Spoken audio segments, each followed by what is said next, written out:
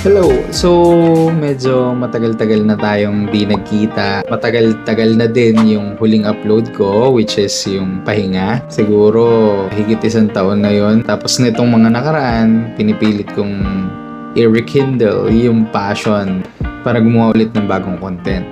That's why, nagpo-post tayo ng mga throwback videos na recover natin sa dati nating YouTube account. But anyway, today, excited ako at the same time medyo kinakabahan kasi gusto kong i-introduce sa inyo yung panibagong concept na gusto kong ilabas sa channel na to. Bakit ko ba to ginagawa? Number one kasi gusto ko nang ma-keep yung memories na yung mga videos, yung mga ideas ko, yung mga gusto kong sabihin. Gusto ko silang makompile, ma-edit ko sila. Ito yung magsisilbing album ko eh. Gusto kong ganun. So, nitong mga nakaraan kasi, marami na akong naiipon na videos, pictures, random, na alam mo yung gusto ko sanang i-share kaso hindi ko na-edit.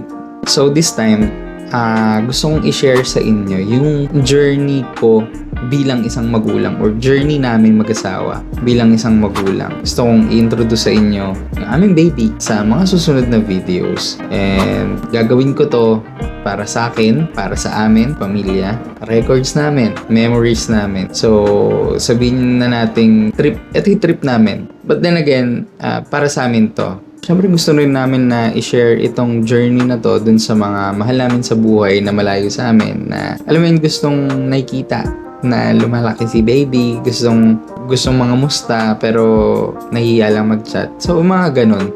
Gusto ko na ito yung maging way para mai-share sa kanila yung journey namin. So malay mo makatulong din to sa ibang nag-uumpisa sa journey nila bilang magulang.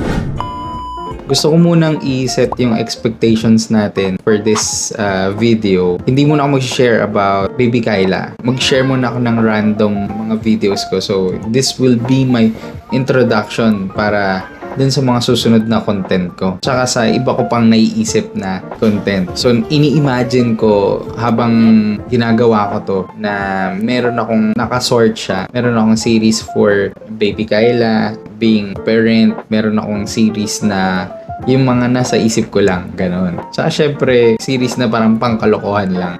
So, saan ba natin to expect? I-expect natin sa YouTube, number 1. TikTok, siguro sa Facebook. Doon muna natin ito ilalabas. And that's it for this video. Maraming salamat ulit sa panonood at sana ay makasama pa rin namin kayo sa mga susunod pang mga videos. Stay safe! Bye!